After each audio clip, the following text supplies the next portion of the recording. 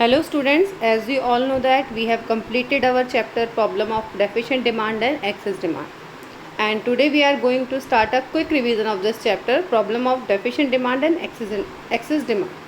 Okay, so start our today's topic, problem of deficient demand and excess demand, the quick revision of this chapter.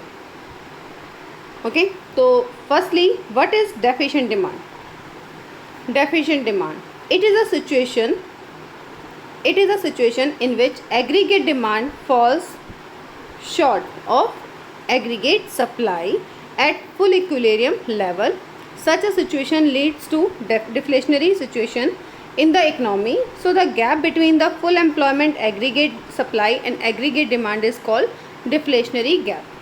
हमने पहले ही पढ़ा था कि वो situation जहाँ पर एग्रीगेट डिमांड और एग्रीगेट सप्लाई के बीच में गैप क्रिएट होता है तो दो कंडीशन बनती है. अब हमारे पास मान लीजिए ये इक्विलिब्रियम पॉइंट है, या तो यहाँ जाएगा या तो यहाँ जाएगा, और अगर ऊपर जा रहा है ठीक है या फिर नीचे की तरफ जा रहा है इसमें, तो देखिए जब हमारे पास the situation of aggregate demand falls short of aggregate supply, aggregate demand क्या हो जाती है, कम हो जाती है. ओके, क्या हो जाती है हमारी aggregate demand is less than किससे, एग्रीगेट सप्लाई से. उसे हम क्या कहते हैं, अपनी डेफिशिएंट डिमांड. ओके, क्या कहते हैं इसे हम, अपनी डेफिशिएंट डिमांड. इसी का दूसरा नाम क्या है, डिफ्लेशनरी गैप. इसी को हम क्या कहते हैं, डिफ्लेशनरी गैप. नेक्स्ट आता है हमारे पास excess demand. It is a situation in which aggregate demand is exceed, जहाँ पर आपकी एग्रीगेट डिमांड क्या हो जाती है, ज़्यादा हो जाती है किससे, एग्रीगेट सप्लाई से. और ये सारी चीज़ें कब हो रही हैं, जब आपका फुल एम्प्लॉयमेंट लेवल है. Such a situation leads to inflationary condition in the economy. So the gap between the aggregate demand and aggregate supply is called the inflationary gap. यानी कि जब हमारी aggregate demand is more than aggregate supply, it is called the excess demand, or the other name we can say that it is a inflationary gap. But this one thing is a common. What is the thing is common? The common thing is full employment level. Common thing is full employment level. यहाँ पे देखिए और यहाँ पे भी दोनों में क्या है common, at the full employment level.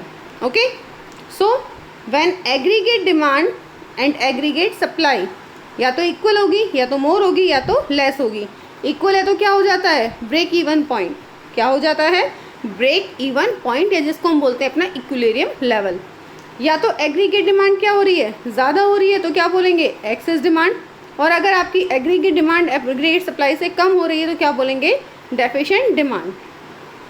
इसका दूसरा नाम क्या होता है, इन्फ्लेशनरी गैप, और इसका होता है डिफ्लेशनरी गैप. ओके, यहाँ तक लगता है मुझे कि आपको समझ आ गया होगा. इससे आगे आते हैं कॉजेज ऑफ डेफिशिएंट डिमांड. क्या क्या कॉजेज होते हैं डेफिशिएंट डिमांड के, डिक्रीज इन. अब देखिए इसमें मैंने पहले ही बताया था याद करने के लिए कि इसमें सारे क्या हो जाएंगे, डिक्रीज. और अगर डेफिशिएंट में क्या हो रहा है, डिक्रीज, तो एक्सेस डिमांड में या फिर इन्फ्लेशनरी गैप में क्या हो जाएंगी सारी चीज़ें, इंक्रीज. याद रखने का इससे आसान तरीका नहीं है कि नाम से ही मैच करके चले हम इसको. तो पढ़ते हैं इसका. Decrease in household consumption expenditure due to fall in propensity to consume and rise to propensity to save. यानी कि क्या होता है, हाउस होल्ड कंजप्शन एक्सपेंडिचर क्या होता है, कम हो जाता है. अब इंसान क्या कर रहा है, जो उसकी प्रोपेंसिटी है कंज्यूम, और rise to propensity to save, यानी कि अब उसने कंज्यूम करना क्या कर दिया है, कम कर दिया है, जबकि सेविंग करनी क्या कर रहा है, वो ज़्यादा कर रहा है. तभी तो डिमांड कम हो रही है. Decrease the private investment demand because fall in the credit facility और increase the rate of the interest. हो सकता है अब भाई सामान बनाने के लिए उन्हें जहाँ से पहले पैसा मिल रहा था वो इंटरेस्ट रेट क्या हो गया, ज़्यादा हो गया, जिसकी वजह से अब वो इन्वेस्टमेंट कम कर रहे हैं. डिक्रीज इन गवर्नमेंट एक्सपेंडिचर क्या हो रहे हैं, कम हो रहे हैं. फॉल इन एक्सपोर्ट, अब एक्सपोर्ट क्या हो रहा है, कम हो रहा है. And decrease in disposable income because the taxes rise. सिर्फ एक टैक्स होता है जो अपोजिट आता है कि इंक्रीज इन टैक्सेस, टैक्स क्या हो रहे हैं, इंक्रीज हो रहे हैं. ओके, तो अगर हम कॉजेज पढ़ेंगे तो कॉजेज में मैंने आसान तरीका बताया था, C plus I plus G plus X minus M. Okay, अगर डेफिशिएंट डिमांड है तो ये सारे क्या हो रहे हैं, डिक्रीज, और अगर एक्सेस डिमांड है तो ये सारे क्या हो जाएंगे, इंक्रीज. लेकिन इसमें एक पॉइंट अलग से जो आएगा वो क्या आएगा, राइज इन टैक्स. टैक्सेस क्या हो रहे हैं, बढ़ रहे हैं, तो एक्सेस डिमांड में क्या हो जाएगा, उल्टा, taxes are decrease. Next topic हमारे पास आता है इसमें effects of deficient demand, effects of deficient demand, deficient demand के क्या क्या इफेक्ट पड़ते हैं, तो देखते हैं क्या इफेक्ट पड़ते हैं इसके। Deficient demand result in fall the level of the output, employment and price. क्या करती है जी, लेवल ऑफ आउटपुट कम कर देती है, ऑब्वियस सी बात है, लोग खरीद नहीं रहे तो आगे प्रोडक्शन भी क्या हो जाएगी, कम, इन्वेस्टमेंट कम लग रही है तो आगे प्रोडक्शन क्या हो जाएगी, कम हो जाएगी, और प्राइजेस भी उसके क्या होने लग जाएंगे, घटने लग जाएंगे, ताकि डिमांड को इक्वल करा जा सके। Deficient demand result in deflation, falls in price. इसका मेन सबसे बड़ा क्या रिजल्ट आता है, फॉल्स इन प्राइस, प्राइजेस क्या हो जाते हैं, डिक्रीज हो जाते हैं। ओके, आई होप आपको यहाँ तक का समझ आया होगा। एंड नेक्स्ट हम अपना करते हैं कॉजेज ऑफ एक्सेस डिमांड। मैंने अभी पहले ही बताया है कि एक्सेस डिमांड में क्या हो जाएंगे, increase in household consumption, increase in private investment, increase in government expenditure, rise in export, but the cut off taxes are reduce हो जाएंगे। यहाँ पर आया समझ में, ओके। अगर उसका डेफिशिएंट डिमांड में प्राइस क्या हो रहे होते हैं, कम, तो यहाँ पर प्राइजेस क्या हो जाएंगे, ज़्यादा। It's mean effect of excess demand क्या होगा, price level rise in price level without any increase of the output and employment. इसमें हमने एक पॉइंट भी पढ़ा था कि इसमें आउटपुट हम इंक्रीज नहीं कर सकते। ओके, नेक्स्ट आता है कि हमने एक्सेस और डेफिशिएंट डिमांड तो पढ़ लिया, इसमें मेजर्स क्या हो सकते हैं, भाई इनको ठीक करने का क्या तरीका है। दो ही पॉइंट है, उनको एक दूसरे से अपोजिट करेंगे, एक दूसरे पर अप्लाई कर सकते हैं। तो पहला पढ़ते हैं major to correct the deficient demand. दो पॉइंट हैं, पहला किस में आता है आपके पास, फिस्कल मेजर, सेकंड आता है आपके पास monetary measure. So fiscal measure, since government expenditure is a component of aggregate demand and increase in it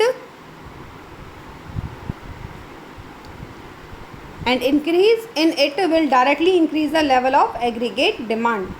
पहला इसमें ठीक करने की सिचुएशन क्या आई आपके पास, since the government expenditure is a component of aggregate demand, क्योंकि गवर्नमेंट एक्सपेंडिचर इसका मेन कंपोनेंट होता है एग्रीगेट डिमांड का, so it will be directly increase, तो इसे हमें क्या करना पड़ेगा, इंक्रीज करना पड़ेगा। भाई फिस्कल में पहला स्टेप क्या उठाते हैं कि गवर्नमेंट के एक्सपेंडिचर को हम क्या कर देते हैं, बढ़ा देते हैं। एक्सेस डिमांड में पहले हम जो मेजर्स पढ़ रहे हैं वो किसके पढ़ रहे हैं, डेफिशिएंट डिमांड के पढ़ रहे हैं। डेफिशिएंट डिमांड में क्या हो रहा था, सारी चीज़ें डिक्रीज़ हो रही थी। ओके, तो सबसे पहले उसने फिस्कल लिया है, तो फिस्कल में किसकी बात होती है, गवर्नमेंट की।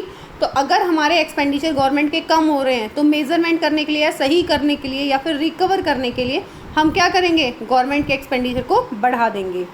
और दूसरा पॉइंट क्या है, the government can reduce the tax, और वहाँ पर जो टैक्स इंक्रीज़ हो रखे थे वो क्या कर दिए जाएंगे, अब कम कर दिए जाएंगे। ओके, उसके बाद आता है monetary measurement. lowering the bank rate, repo rate by the central bank leads to the lowering and the lending the rate by the commercial bank and encourage the borrowing for the investment and the consumer। अब क्या किया जाएगा भाई, उनको encourage किया जाएगा ताकि लोग ज़्यादा से ज़्यादा लोन लें, इन्वेस्ट लगाएं, ताकि उनके पास इंटरेस्ट रेट क्या हो जाए, आना स्टार्ट हो जाए।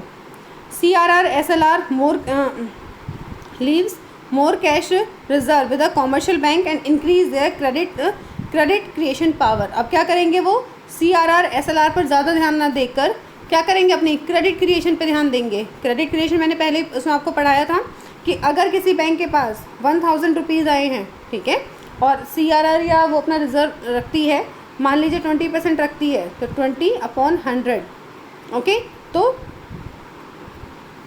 कितना हो जाएगा, 5000। और अगर इस रेट को वो क्या करेगी, चेंज करेगी, अब उसे इसे क्या करना है, इंक्रीज़ कराना है, तो क्या कर सकते हैं इसके साथ, भाई मान लीजिए हमने सेम एग्जांपल लिया, 1000 है और अगर उसने 20% की जगह कितना रखा, 10%, तो इट्स मीन अब कितना हो गया, 10000। तो वो रेट को क्या करना स्टार्ट कर देगी, डिक्रीज़ करना स्टार्ट कर देगी, तभी उसके पास क्रेडिट क्या हो जाएगा, बनना स्टार्ट हो जाएगा। तो क्रेडिट क्रिएशन करने के लिए उसे अपने जो मेन ध्यान रखना है, CRR SLR को चेंज ना करके, मतलब मेन किस पर काम करेगी, वो अपने क्रेडिट क्रिएशन पावर पर काम करेगी। सेकेंड है buying and the government security from the open market.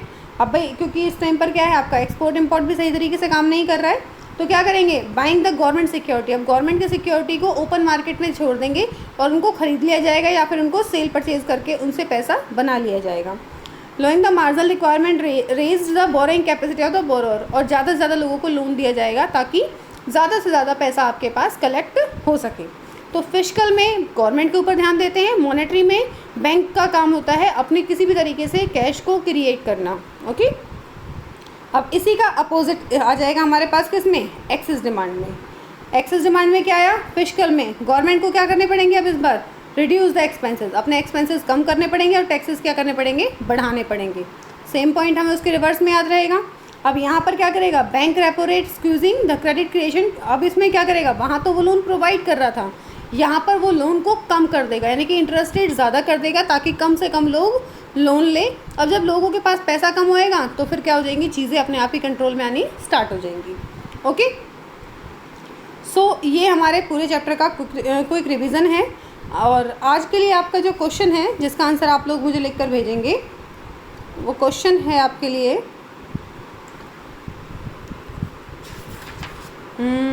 हाँ जी, डिफरेंस बिटवीन, मैं लिख देती हूँ क्वेश्चन आपके लिए, डिफरेंस बिटवीन एक्सेस डिमांड